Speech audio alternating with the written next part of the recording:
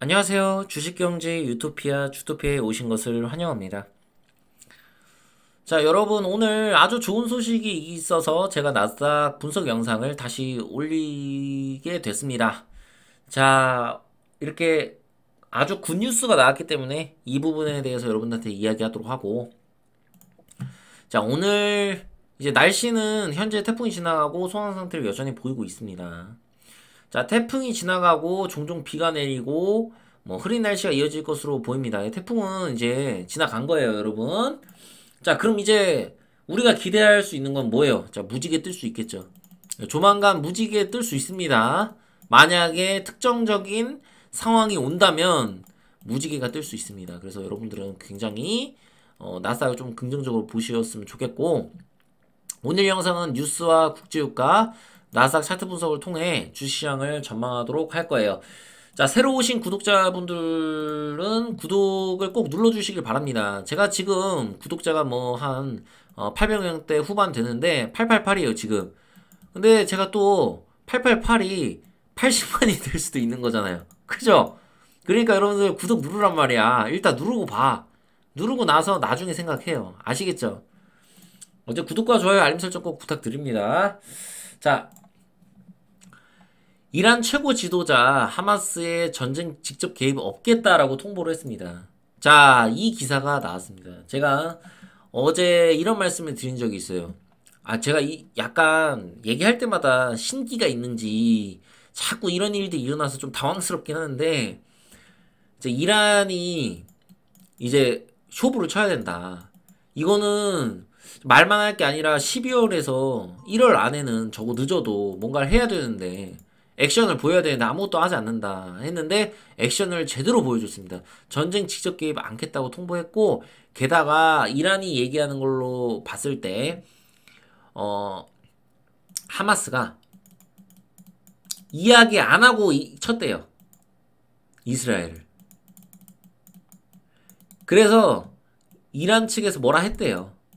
예, 이게 팩트래요. 그러니까 이란이 하마스를 지원한 건 맞습니다. 그러나 이번에 이스라엘 때리라고 지원한 건 아니라고 합니다. 예, 너네 이스라엘 때려라고 해서 이렇게 한 건 아니고 이제 원조를 해준 거는 사실이에요. 그리고 앞으로도 원조는 해줄 거예요, 뒤에서. 그지만 직접 개입은 않겠다라고 이야기를 했습니다. 그 얘기는 뭐예요? 이란이 갑자기 무슨 뭐 전쟁 해가지고 뭐 우리 이스라엘 막 때리고 미사일 받고 막 그 해협 같은 거 봉쇄해가지고 국제유가 폭등시키고 이러진 않을 거란 얘기예요. 일단은 이걸로 봤을 때는. 그러니까 우리는 이거를 악재의 해소로 판단을 해야 되고, 실제로 증시에서 지금 차트를 보면 악재가 해소가 됐어요. 어느 정도. 그죠? 예, 그거 이따 차트 보면서 말씀드리도록 하겠습니다. 어쨌든 너무 다행이라고 생각하고, 이 이스라엘 전쟁이 빨리 끝나서 28 전쟁이 팔레스타인 국민들이 큰 어려움을 겪지 않았으면 좋겠어요. 이 전쟁이 빨리 끝나야 이 국민들이 다시 이제 일상으로 돌아가고, 물론 힘들겠죠. 이스라엘 뭔가 이제 뭐 자치구가 들어설 수도 있는 거고 어떻게 될지 모르겠지만 잘 해결됐으면 좋겠다는 생각이 듭니다. 자, 시진핑 미중 정상회담 참석 위해 미 샌프란시스코 도착이 어제 기사죠? 이거 어떻게 되는지 우리 지켜보자고요. 이게 잘 되면 또 시장에 긍정적인 영향을 끼칠 수가 있습니다. 미중 정상회담이 잘 마무리를 짓는다면 앞으로 미중 정상회담이 또 이제 이루어질 수 있고, 그 가운데 경제 협력을 할 수가 있단 말이에요. 이 과정에서 지금의 중국의 침체 부분을 해결하고, 그리고 중국에 이제 들어갈 수 없었던 기업들이 있을 거 아닙니까? 미국 기업도 있을 거고 전 세계적인 기업들이 있을 거예요. 그 기업들이 이제 들어가게 되면서 경제가 다시 활성화되는 그런 우리가 생각을 해볼 수가 있습니다. 그래서 이거는 긍정적인 기사고 한국에게도 되게 좋은 기사예요. 중국이 침체여서 제가 얼마 전에 이제 기사를 봤는데 한국 화장품이 하나도 안 팔렸대요. 망했대요. 이게 침체 때문에 그래요. 그 인터뷰를 했더니 아 경제가 너무 어려워가지고 그냥 중국 제품을 쓰기로 했다. 국산품. 이제 본인들한테는 국산품이죠. 그냥 국산 제품을 이용하기로 했다는 거예요. 비싸니까 한국 화장품이. 그러니까 이런 것들이 빨리 해결이 돼야 다시 이제 중국인들이 한국 국산 제품을 쓴단 말이에요. 중국인들은 일본 제품보다 한국 제품을 더 선호해요. 지금 어떠한 것들도 화장품뿐만 아니라 그렇기 때문에 중국에 지금 중국에 있는 많은 기업들이 어려움을 겪고 있는데 빨리 경기 침체가 해결돼야 될 것 같습니다. 그래서 그렇게 해야 우리가 금융위기가 안 올 수가 있어요. 자, 금융위기에 대한 우려는 사라진 건 아닙니다. 그러나 어, 이전보다는 우리가 이란이 어떤 개입을 통해서 국제유가가 이렇게 진짜 폭등할 수 있는 이 가능성이 우리가 있었잖아요.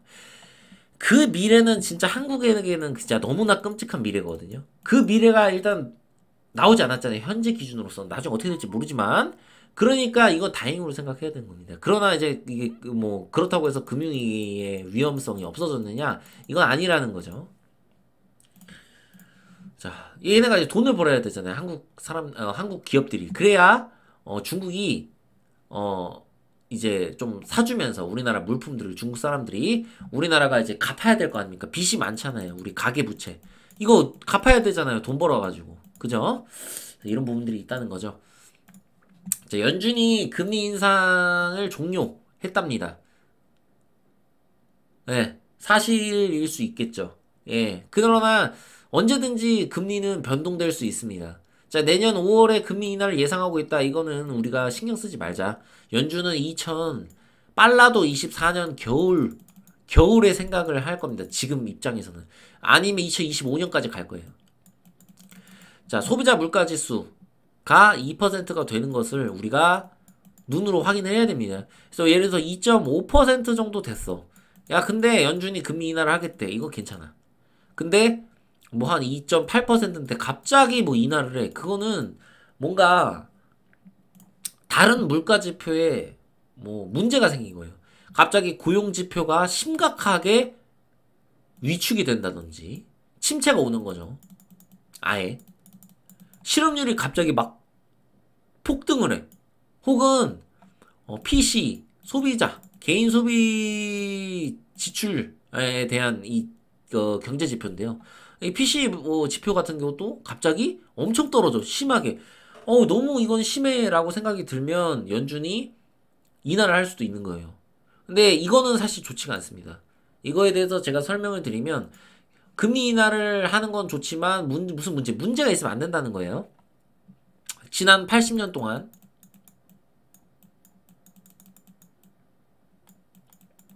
인플레이션을 막기 위해서 연준이 통화정책을 금리를 올리는 정책을 피겠죠. 이 과정에서 경기 침체가 오지 않았던 적은 한 번도 없습니다. 제가 알고 있는 한은 한 번도 없습니다.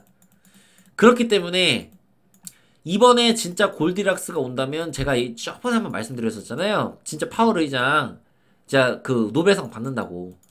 그렇게 제가 이야기한 게 이유가 있는 겁니다. 단 한 번도 없었어요. 즉 이번에 경기 침체가 안 오고 골디락스가 온다면 진짜 파월 의장은 노벨상을 받겠죠. 그리고 경기 침체가 오지 않으면 진짜로 대세 상승장이 시작이 되는 거고 이게 초입인 거예요. 예, 진짜 주식 안 하면 안 되는 거예요. 이해가 가시겠죠? 왜? 골디락스가 온다는 얘기는 경기 침체가 생각보다 빨리 회복된다는 얘기예요. 전 세계의 글로벌 경기 침체가. 왜? 미국이 안정적으로 물가를 잡았으니 그러니 미국은 금리 인하를 시작할 테고 그동안 이제 금리를 올려가지고 이제 금융권에 문제가 생길 수 있었던 그런 한국이나 그리고 중국 그리고 부동산에 문제가 지금 생길 수 있었잖아요. 그죠? 부동산에.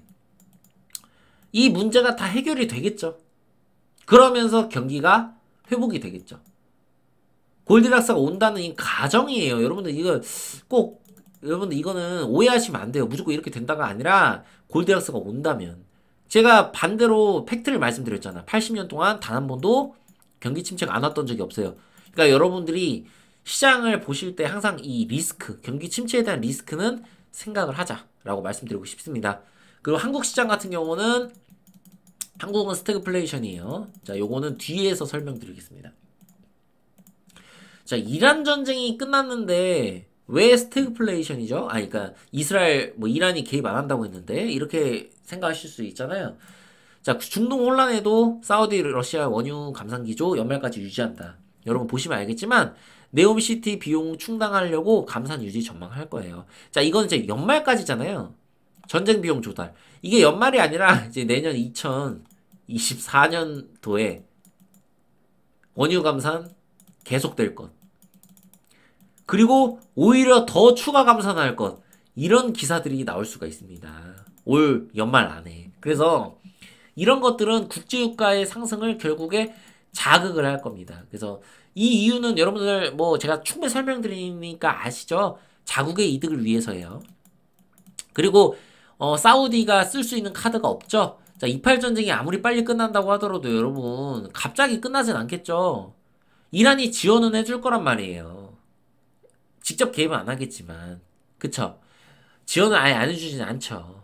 그럼 이 지원해주는 과정에서 전쟁이 아주 단기간 끝나진 않을 거고 좀 길어질 거예요. 그럼 이 과정에서 사우디는 절대로 이스라엘하고 수교를 맺을 수가 없는 겁니다. 사우디가 쓸 수 있는 카드는 딱 이거 하나잖아요. 그쵸? 요게 차트에도 녹아나고 있는지 우리가 한번 보자고요. 차트를 보면요. 얘가 이제 국제유가 월봉 차트인데 여기서 지금 이거 상승 1파라고 우리가 일단 봐야 돼요. 이게 하락을 하는 파동이라면 여기 전 저점을 이탈할 거예요. 그래서 우리가 만약에 전 저점을 이탈하는 상황이 벌어진다. 그러면 더 이상 국제유가의 어떤 폭등 이런 것들은 생각할 필요가 없어요. 그러나 제가 지금 차트를 자세히 보여드리지는 않았지만 여러 가지를 봤을 때 지금 추세는 상승 추세가 맞습니다.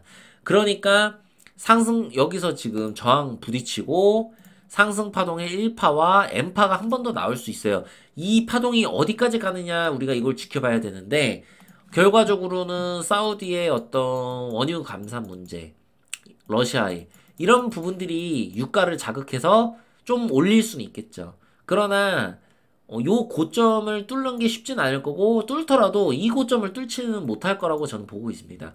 그러니까 유가가 상승하더라도 제한적일 거란 얘기예요. 어느 정도는.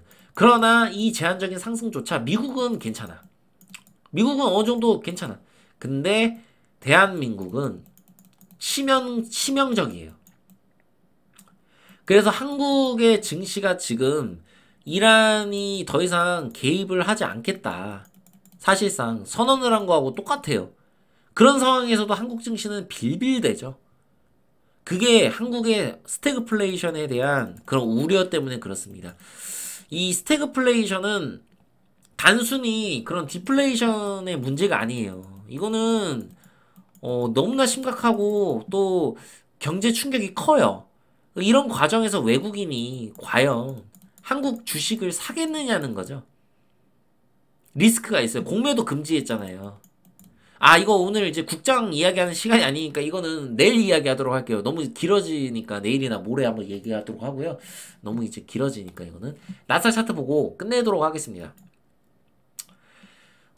나스닥 차트를 보시면 제가 이제 이평선은 안 갖고 왔는데 그냥 설명할게요. 그 중요한 부분만. 여기에서 고점을 여러분 돌파한 걸까요? 안 한 걸까요? 여러분 진짜 이거 확대해야지 돋보기로 봐야지 알 수 있어요. 그 정도로 진짜 살짝 뚫었어요. 살짝. 아주 살짝. 자, 우리가 선물 차트로 봤을 때는 뚫었는데 그냥 평범한 나스닥 지수 있죠. 이 차트는 뚫지를 못했어요. 고점을. 그러니까 무슨 얘기냐. 여기서 반드시 여러분 양봉이 나와줘야 됩니다. 얘가 양봉이 나온다면 우리가 골디락스 좀 기대해 볼 수 있어요. 좀 기대해 볼 수 있다고. 그리고 시장을 좀 더 적극적으로 접근을 해도 됩니다. 그러나 여러분들한테 말씀드리지만 저는 11월 전망이 결국 이 박스권에서 머물거나 아니면 추가적인 하락이 있을 수도 있다라고 얘기를 했었죠. 그런데 반등이 기술적 반등이 나오면서 이 박스권에 머무는 이런 모습이 지금 현재 이제 11월 16일이니까 월 말까지 지켜봐야겠죠. 이번 달 말까지. 그치만 제 예상대로 박스권을 머물 가능성이 조금 높습니다. 제가 틀릴 수도 있어요. 여기서 이제 추가적인 상승이 나올 수도 있겠죠. 그러나 여러분한테 항상 말씀드리지만 여기에 있는 최고점을 돌파하면 그때는 진짜 따라 붙어도 돼. 따라 붙어야 돼요. 그냥 뭐 붙어도 되는 게 아니라 그냥 대세 상승 가는 거야. 뭐 이게 뭐 향후 뭐 어떻게 될지는 모르겠지만 경제가 그딴 거 필요 없고 그냥 대세 상승 가는 거예요. 그죠? 그런데 제 개인적인 판단으로는 차트상으로도 지금 너무나 과하게 올라왔고 자 여러분이 이런 생각할 수 있어. 이제 이란이 전쟁 안 한대잖아. 아 이란 전쟁 안 한대 그러면 이제 거점 뚫는 거 아니야? 이렇게 이제 쉽게 생각할 수 있잖아요. 여러분 전쟁이 터졌기 때문에 여기서 크게 하락이 나왔죠. 이거에 대해서 전쟁에 대한 선반영이 끝나고 지금 급등이 심하게 나온 겁니다. 그쵸? 이 과정에서 이미 선반영이 된 거예요. 이란에 대한 어떤 그런 전쟁의 개입을 이제 하지 않을 거다. 라는 그게 선반영이 된 겁니다. 요걸 이해를 하셔야 돼요. 주식하시면서. 그러니까 여기서 추가 상승이 이란 때문에 이제 나오진 않아요. 그렇게 생각하시면 안 돼요. 여러분, 요거는 여러분이 많이 배워가실 거라고 생각해요. 모르시는 분들은. 정말이에요, 여러분. 이제는 우리가 어떻게 생각해야 되냐면, 아, 얘가 지금 차트상으로 냉정하게 봤을 때 전고점을 돌파를 못할 수도 있겠구나. 여기서 지금, 아, 음봉이 났고, 그러면 얘가 눌릴 수 있겠구나. 일단 그렇게 생각하는 거예요. 그럼 얘가 눌려. 그럼 이 눌림목에서 어제 제가 설명한 것처럼 이런 데서 여러분들이 종목을 보시고 판단하셔서 그런 것들을 좀 공략을 하셔야 돼요. 그리고 눌림목에서 공략했는데 만약에 여기를 이탈을 해. 야, 도망가야지. 여기 이렇게 주식하셔야 돼요. 제가 마이클 버리의 어떤 그런 사례를 통해서 제가 다음 뭐 나스닥 전망할 때라든지 한번 영상을 찍어서 여러분들한테 설명을 하도록 하겠습니다. 인버스 투자하시는 분들도 여러분들이 잘못하고 있다는 사실을 알고 계셔야 돼요.